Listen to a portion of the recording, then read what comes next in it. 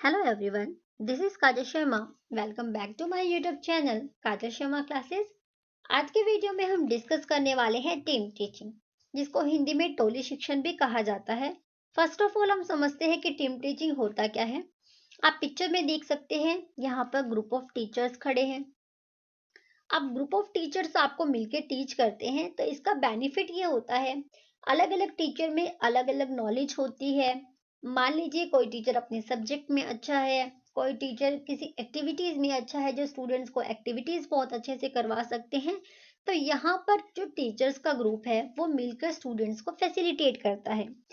आजकल new concepts चले हुए हैं, आप देखते हैं स्कूल्स में एक सब्जेक्ट के दो टीचर भी होते हैं। इंग्लिश रीडर आपको किसी और टीचर ने पढ़ाए एंड इंग्लिश ग्रामर आपको कोई और पढ़ाता है। तो यहाँ पर जो टीचर्स होते हैं, जिस भी सब्जेक्ट में अच्छे होते हैं या जो भी उनके अंदर कैपेसिटी होती है, उसके अकॉर्डिंग स्टूडेंट्स को वो टीम में टीच करते हैं। अब यहाँ पर हम डिटेल में डिस्कस करेंगे कि टीम टीचिंग होती क्या है, ये कॉन्सेप्ट कहाँ से आया। तो स्टार्ट करते हैं। Team teaching is an innovation in the field of teaching and learning, यानी एक इनोवेशन है, एक न्यू कॉन्सेप्ट है। The concept originated in 1950s as Harvard University and has been in practice in western countries. यानी सबसे पहले जो team teaching का कॉन्सेप्ट है वो 1950 में हार्वर्ड यूनिवर्सिटी में आया एंड वेस्टर्न कंट्रीज में टीम टीचिंग को अपनाया गया सबसे पहले। A concept where a group of teacher working together, यानी जहां पर टीचर्स मिलकर काम करते हैं, प्लानिंग करते हैं, कंडक्टिंग करते हैं एंड इवैल्यूएशन करते हैं लर्निंग एक्टिविटीज का, उसे बोला जाता है team teaching. It is a way of organizing staff into groups to enhance teaching, यानी जो टीचिंग है उसको इनहांस करने के लिए टीम टीचिंग का यूज किया जाता है। आप हिंदी में भी एक बार गो थ्रू कर सकते हैं। एक ऐसी अवधारणा जहां शिक्षकों का समूह एक साथ काम करते हुए छात्रों के एक ही समूह के लिए सीखने की गतिविधियों की योजना बनाता है, संचालन करता है और उनका मूल्यांकन करता है। एंड यह शिक्षण को बढ़ाने के लिए शिक्षकों को समूह में संगठित करने का एक तरीका है, यानी जहां पर टीचर्स ग्रुप में मिलकर स्टूडेंट्स के वेलफेयर के लिए वर्क करते हैं। कुछ की पॉइंट्स लिख लेते हैं टीम टीचिंग से related.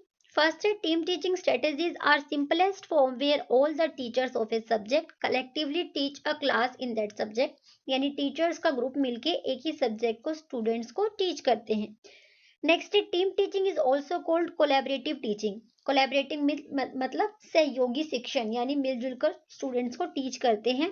And it is used for different subject specially in middle grades with the help of different teaching method, यानी टीचर्स तो काफी सारे होते हैं जो स्टूडेंट्स को टीच करते हैं, लेकिन सभी टीचर्स का अपना एक मेथड होता है जिससे स्टूडेंट्स में क्या होती है।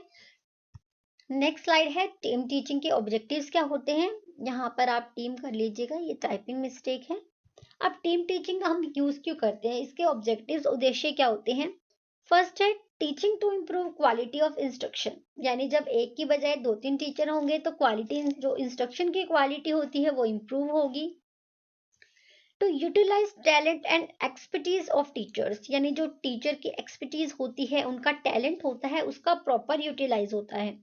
तो यूटिलाइज रिसोर्सेज ऑफ इंस्टीट्यूशन, जो भी इंस्टीट्यूशन के रिसोर्सेज है उन्होंने किसी ऑब्जेक्टिव्स के through he group of teachers को टीच करने के लिए अपॉइंट किया होगा, तो उन रिसोर्सेज का यूटिलाइजेशन हो पाता है कंप्लीटली। नेक्स्ट है, to understand importance of cooperative and group work among teachers, यानी जो इसका ऑब्जेक्टिव एक ये भी है, जो टीचर्स होता है उनमें कोऑपरेशन स्किल इन्हांस होता है, प्लस जो ग्रुप वर्क है वो भी इंक्रीज होता है टीचर्स का। नेक्स्ट है, to develop the sense of shared responsibility, जब ग्रुप ऑफ टीचर्स मिलकर लेसन प्लान बनाएंगे, स्टूडेंट्स को टीच करेंगे, तो इससे क्या होगा, जो उनकी रिस्पॉन्सिबिलिटी है वो शेयर होगी एंड डेवलपमेंट होगा उस सेंस का। नेक्स्ट पॉइंट है, to increase flexibility in grouping and scheduling as the team teaching group students according to their interest and aptitudes in the subject, यानी जो टीचर्स होते हैं वो अपने इंटरेस्ट एंड एप्टीट्यूड के अकॉर्डिंग अपने सब्जेक्ट चूज करते हैं। मान लीजिए साइंस के एक टीचर को, किसी को केमिस्ट्री पढ़ाना ज़्यादा अच्छा लगता है, किसी को बायो पढ़ाना ज़्यादा अच्छा लगता है, तो इंटरेस्ट के अकॉर्डिंग टीचर्स को टीच करने के लिए सब्जेक्ट डिस्ट्रीब्यूट किए जाते हैं। नेक्स्ट स्लाइड है, procedure and steps of team teaching. First point है, यानी फर्स्ट स्टेप है प्लानिंग फॉर्मुलेटिंग ऑब्जेक्टिव, यानी सबसे पहले ऑब्जेक्टिव सेट किए जाते हैं, प्लानिंग की जाती है। यहाँ पर ग्रुप ऑफ टीचर्स मिलकर, यानी टीचर्स की एक टीम मिलकर प्लानिंग करती है। Writing these in behavioural terms, identifying the entering behaviour of the learners.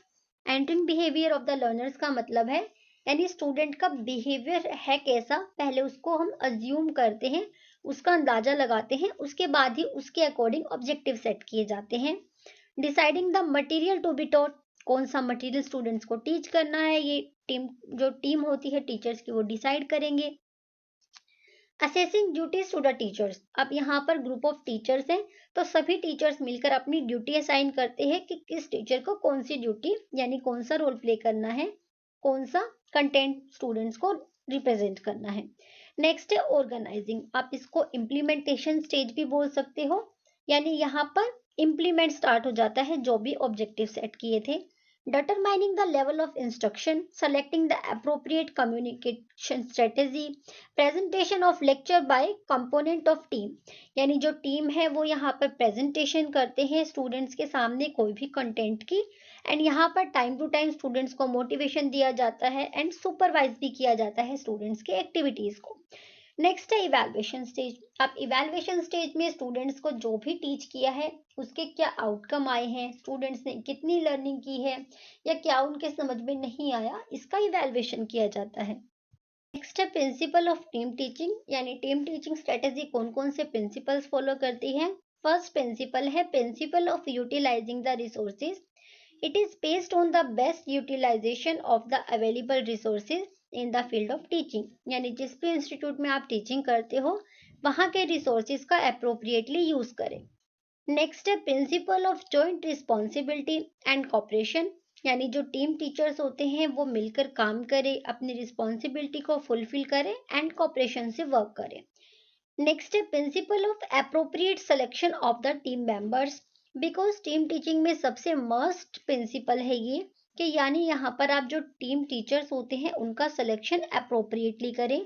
Team teaching is a joint responsibility, so if the members of the team are selected judiciously, judiciously मतलब आप बिना किसी भेदभाव के Fairlie उनका selection करें teachers का according to the needs of the instruction.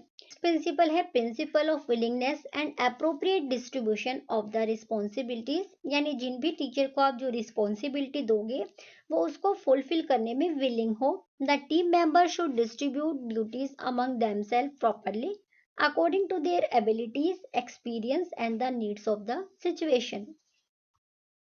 Next है principle of attending the needs of the students, यानी जो स्टूडेंट्स की नीड्स है उसको फुलफिल किया जाए with the help of team teaching.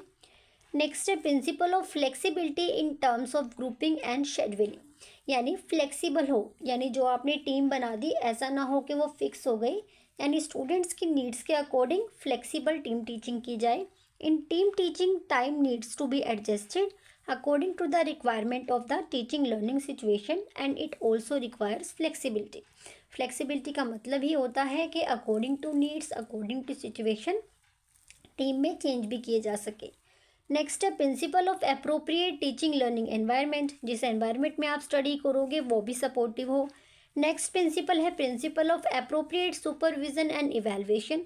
Team teaching activities require constant supervision and evaluation, अब काफ़ी सारे टीचर्स टीम में मिलकर टीचिंग करते हैं तो उनके ऊपर भी एक सुपरविजन एंड उनका भी इवैल्यूएशन हो कि उनकी टीम टीचिंग अप्रोप्रिएटली हो रही है या नहीं हो रही। तो ये थे principle of team teaching. Next है advantages merits of team teaching, team teaching के क्या क्या बेनिफिट्स होते हैं। फर्स्ट है बेस्ट यूटिलाइजेशन ऑफ टैलेंट, यानी जो स्टूडेंट्स में टैलेंट होता है उसका टीम टीचिंग की हेल्प से बेस्ट यूटिलाइजेशन हो पाता है। नेक्स्ट है क्रिएटिव एनवायरनमेंट, इससे क्रिएटिव एनवायरनमेंट क्रिएट होता है। Provides opportunity for proper growth, students का प्रॉपर ग्रोथ हो पाता है, उनको अपॉर्चुनिटीज मिल पाती है। प्रॉपर यूटिलाइजेशन ऑफ मटेरियल, जितना भी कंटेंट होता है या मटेरियल होता है, एड्स होता है, उसका प्रॉपरली यूज हो पाता है with the help of team teaching. Provides flexibility, flexibility provide की जाती है, यानी जो अलग अलग स्टूडेंट्स होते हैं उनके इंडिविजुअल डिफरेंसेस के अकॉर्डिंग जो टीम टीचर्स होते हैं उनको टीच कर पाते हैं। हेल्प इन मेंटेनिंग डिसिप्लिन, अब जहाँ पर एक की जगह 2-3 टीचर होंगे वहाँ डिसिप्लिन खुद से मेंटेन होगा। प्रॉपर सुपरविजन ऑफ वर्क, यानी जो स्टूडेंट्स होता है उसका प्रॉपर सुपरविजन हो सकता है। इफेक्टिव ट्रेनिंग टेक्निक, यानी ये एक इफेक्टिव ट्रेनिंग टेक्निक है स्टूडेंट्स को टीच करने की। Disadvantages demerits of team teaching.